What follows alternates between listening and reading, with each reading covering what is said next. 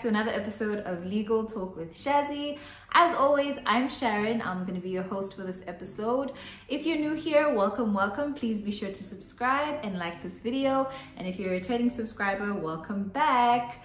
So I recently held a poll on Instagram where I had asked you guys what you wanted to hear.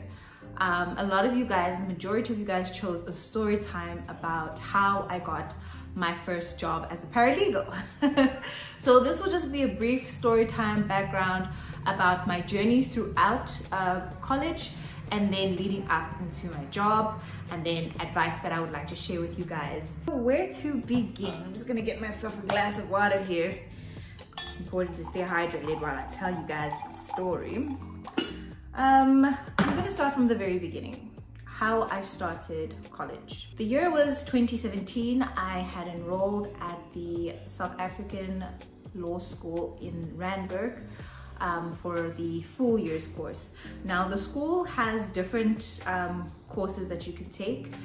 There's the full year paralegal course, which covers everything law related, and then there's the other short courses that you can take, like your conveyancing secretarial courses and the other courses that were there.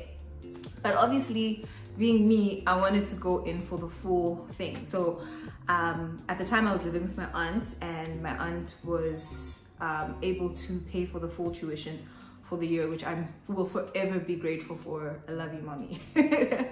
But yeah, so she paid for that full year, and I enrolled, and yeah, everything was great. You were required to apply to law firms to fulfill the 120 notional hours that were required to pass the module. So everyone in the class had to apply to a law firm to do their volunteer work, basically. And I typed out my email, and I'm going to read it out for you guys, and also I'm going to have it here on the screen so that you guys can see it as well. So in addition to the email that we're supposed to draft, we were also given a letter from the school. I tried to find it, but if I do find it, I'll stick it somewhere here so that you guys can see what that letter actually said. But because it was so long ago, I don't think I have it in my emails anymore. I do have the email itself because I typed it out. But I don't know if I have the letter. If I do, I'm gonna put it out here for you guys. The letter just basically stated what the school wanted us to do, and it was a letter basically to any law firm that we did apply to in order for them to see that it was for educational purposes. So yeah, and the email reads as follows. To whom it may concern, my name is Sharon. I'm currently enrolled at the South African Law School in Randburg, Johannesburg, to study towards a paralegal national certificate, NQF level 5, as a first step towards a successful legal career. My intention is to register for my law degree in the year 2018.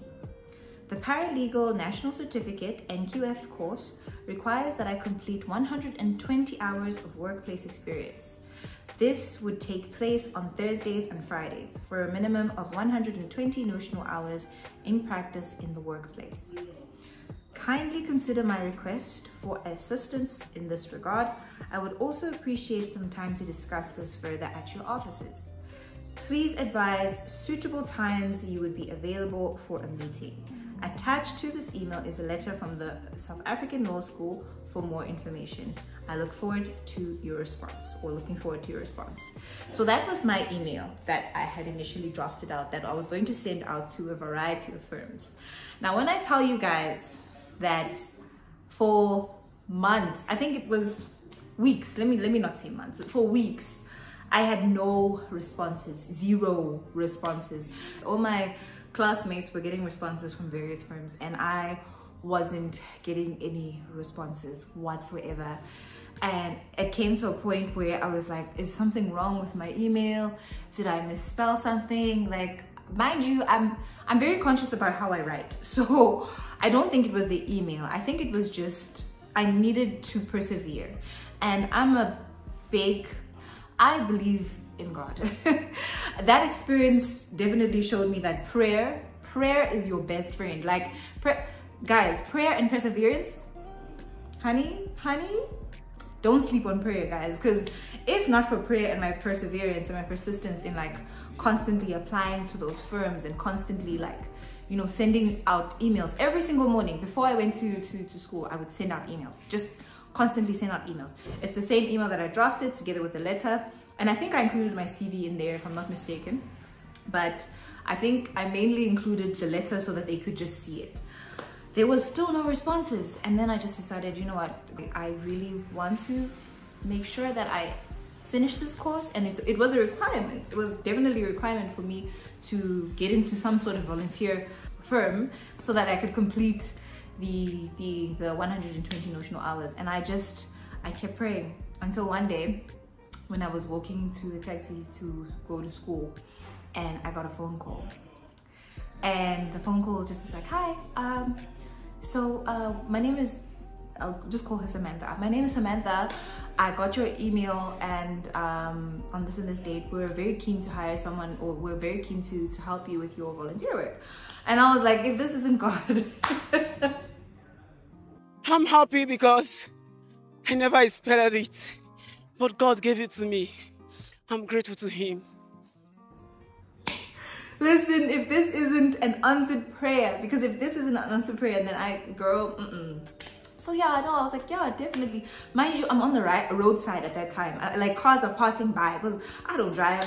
I'm a student. I'm using public transport. I'm walking to the taxi. It's early in the morning, so you can even hear like the taxi drivers and like people on the road shouting at each other. And I'm there like, yeah, no problem. Yes, I would definitely like to. Then she asked me like, okay, when are you available? I was like, okay, great. No, I'm available on this and this date. When would it be possible to come in for an interview? And then she was like, yeah, let's arrange it for this and this date. And then I was like, yeah, in the most calmest, mind you, I was so calm. I was so calm. I was like, okay, no, that's perfect. I'll make sure that I'm available. Thank you so much. Cut the call. I went to school that day crying. When I tell you I was crying, I was bawling like a baby in the taxi. I'm sure even the taxi driver was just like, eh, it's tough, dude. I was like, I couldn't control myself because I was thinking to myself, everyone at the time had their volunteer work. Some of them had even been working there for like weeks. So for me to finally get a response, I was like, wow, this is great. And this was, mind you, this was no pay. This was like free volunteer work. So sharp, we made arrangements to meet. In fact, they sent me an email back, and I'm going to read that email too. Okay, so this was the email that I received from them. I'm obviously going to black out their names and their company logo because we're not trying to do that. So the response was, this is their response. It was, Dear Sharon, the above matter, your email below and telephonic conversation between the writer and yourself refer. Kindly confirm that you are willing to attend on Thursday, 29th of June, 2017 at 8 a.m. as discussed. We are based at, and we trust the above is in order and look forward to meeting you. I was ecstatic. When I tell you that if I had not been a praying person before, I definitely prayed that day. I was on my knees thanking God every day. But yeah, so basically I went there bright and early. I made sure that on Thursday, the 29th of June, I was up early, dressed in my most smart clothing. And I believe it was like a black, I got it from Mr. Price. I don't think I had pictures, but like if I could, I would show you. But it was just a black, smart, sleek, smart dress. I got there around 7 a.m. because I was trying to be punctual, man. I was trying to be that gal, you know? So I made it there. No one was in yet because obviously it's 7 a.m. Who's in the office at 7 a.m? Like, come on. Anyway, it's fine. Made it there at 7 a.m. And I think at the time they had 2 departments. So I sat outside the building until they opened the building. And then I went inside the building when they opened the building, and I just sat there at the receptionist area. And no one was at the office yet, like no one. And it was like 7. And then I think the receptionist had come, and then he was in the other department. He was sitting with the girls in the other department because they had 2 departments there. It was like an insurance crash bash firm. So they were the insurance side of things. So he was there, then he comes in and he was so dramatic. I'll never forget. I love him. If you ever see this video, I love you and I miss you, okay? He was so dramatic. He's like, and then how are you gonna come to the office earlier than everybody else? I was like, hi, I'm just here to see Samantha. And he was like, okay, but Samantha's not here, so you're gonna have to wait. So I was like, okay, no problem. Waited. And then eventually Samantha showed up. And then she went and settled down, and then she came and she called me, and then it wasn't even like a formal, like a proper interview, like a full long interview. It was just like, okay, look, so I read your email and I read your letter. Basically, you want to assist us with our firm's work in the meantime for your notional hours. I was like, yes. I explained to her basically, I'm a hard worker. I pride myself in my work. I'm willing to learn. And I just explained to her all my strong suits, and then she was like, okay, great. So you see that huge pile of files behind you right there? That huge pile of files, girl, they need summonses. You know what a summons is, right? And then I said to her, yes, I believe it's the document that you draft in order to begin action proceedings. And she's like, impressive. I think that's what she said. I don't think she said impressive. I'm just tooting my own horn here. But basically she was like, yeah, you're going to help us drafting summonses, but I'm going to show you how it's done because there's a precedent system and this is how it's done. She guided me through it. I drafted my first summons, submitted it, drafted the second one, submitted it, drafted the third one, submitted it. And so the days rolled on like that. So as time went by, I saw how they worked. It was a very chill firm, actually. Like, everyone was, you know, in their own business, but when it came down to it, work was work. And the director at the time wasn't in the office. I think she had traveled, and so she had come back, and then I was still drafting, and then there would be days when I would come in. This is where I say, guys, like, no matter where you are, please put your best foot forward at all times. All the time, put your best foot forward.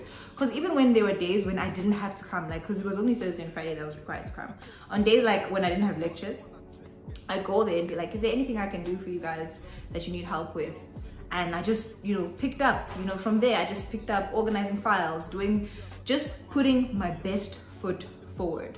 That is one thing that I'll always advocate for you guys. Like, please, wherever you are, whatever firm you're at, whatever company you're at, put your best foot forward, because you never know where it could get you. My one lecturer in college always said to me, once you have your foot in the door, please do not take that foot out of that door. Keep that foot in that door. Make sure that your foot is firmly placed in that door. So that's what I did. Every day, even on days when I wasn't supposed to come in, even on days when I didn't have lectures, I would go in and make sure that I did the work. Eventually, the director took notice. And one day she called me into her office, and I was so afraid. I was so scared. I thought she was gonna be like, you messed up something and you need to go. No, she was the sweetest, Chim. She sat me down and she's like, you know, I've heard, when she came back from her trip, I've heard about your work ethic and the fact that you work really, really hard. I really appreciate and admire that. How would you like a position at the firm? I almost died. When I say I almost died. You want to give me a job? You want to give me a job? Yes, I'm gonna take the job. But I didn't jump at the opportunity immediately. She just said, well, actually I did. I'm not even gonna lie. I said, of course, yes, I would love that. And she's like, yeah, perfect. So how much would you like to earn? Ha! My God. Oh, sorry. Don't cry. Do it. When she asked me that question, guys, I'm sorry. I said to her, okay, no, I'll take some time to think about it and then I'll come to you. And I think that was the smartest thing that I ever decided to do, because that spoke, I'm trying to find the English words. What that said about me is that I'm not someone that just jumps into it. I think about it before I do it. And I think she probably appreciated and respected that. She's like, okay, no problem. Just come to me tomorrow and then let me know what the figure is, and then we'll take it from there. Cool, went home, did my research. This is the beginning, the entry-level salary that paralegals earn. I said that amount, I wrote it down, prayed about it. Next day, went to work. I told her I've thought about it and this is the amount that I would like to earn. So at first she looked very timid, like she was gonna, like I was gonna say 20 million or whatever. When I told her the amount, she was like, perfect, that's great. When can you start? I was like, today. But basically, yeah, that's the story of how I got my first job. I had a lot of mentors, I won't lie, in that firm. I had a lot of mentors, and I worked there for 2 and some months, 2 years and some months, and I would have continued working there, but obviously the economy, you know. But otherwise, it was really, really a good firm. Like, everyone that I worked with, everyone that I came in contact with, the clients, you know, everyone was great. Like, there were a few, you know, every firm, like every place, you have your ups and downs, but like, you know, but everyone there was just great. Everyone was great. I had a mentor. When you work in an environment that fosters, you know, room to grow and have time for questions and things like that, excuse me, that is the cherry on top. So everyone at that firm was just great. Like, all the lawyers, the support staff, the people in the insurance, even though we didn't see much of them a lot because they were in another department, but it was great. It was really, really a wonderful experience working there. So what I would like for you guys to take away from this video is, firstly, perseverance. Persevere in whatever you do, and if you are a person who has faith or belief in God, I would definitely advise that you guys pray about the decisions that you take, and things will go well for you. Like, I honestly, I wouldn't be who I am without that. And the second thing that I would want for you guys to take away is, if you have your foot in the door, don't take your foot out that door.